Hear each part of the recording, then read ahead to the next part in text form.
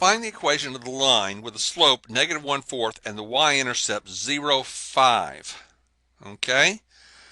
Slope-intercept form of the equation y equals mx plus b, where m is this number here called the slope. Okay? So when you plug m in, you're going to plug in negative 1/4 in there for the m. The 1/4, negative 1/4 goes here. And now I have to use the intercept 0, 5, okay? Where you're going to plug 0 in for the x, so we have negative 1/4 of what? 0 for the x, 0 goes here, and the 5 goes here. Now we know 5 equals negative 1/4 times 0 is 0, so b is 5. So in my equation, the number that goes in front of x is the slope, and you finish it off with a 5 over here. So this is the slope-intercept form of the equation. Standard form is different. Standard form is when you have all the letters on the left side, the x's and y's over here. In this case, a and b and c are numbers here, but the x's and y's are on the left side, and the constants are over here, all right? So you have ax plus by. Now it turns out if you have a slope, a negative slope, like we do here, it turns out we're going to have a positive number between, we're going to have a plus sign between these two variables, x and y.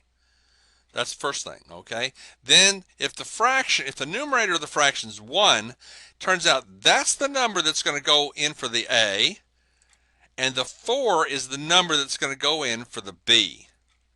So when I write this, I have a positive sign here, but first of all, 1 substitutes in for the a. The 4, the denominator of the slope, substitutes in for the b, and the negative slope gives me a positive or an addition sign with the 4y. Okay, so you can look at standard form and tell the slope has a numerator of 1, see, the denominator of 4, and this plus sign will have a negative slope. All right, so this is the only thing I know about this now is the slope is negative 1/4. It's called standard form. All right, now we get to plug in the point 0, 5 in order to find out what c is.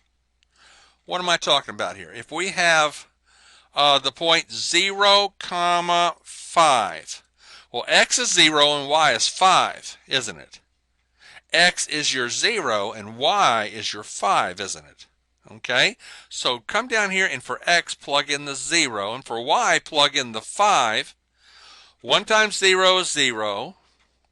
4 times 5 is 20, so c here is going to be 20. Okay, so put a 20 in for the c. Start off, write 1x plus 4y, that came from my slope, and this is going to equal c, which is 20.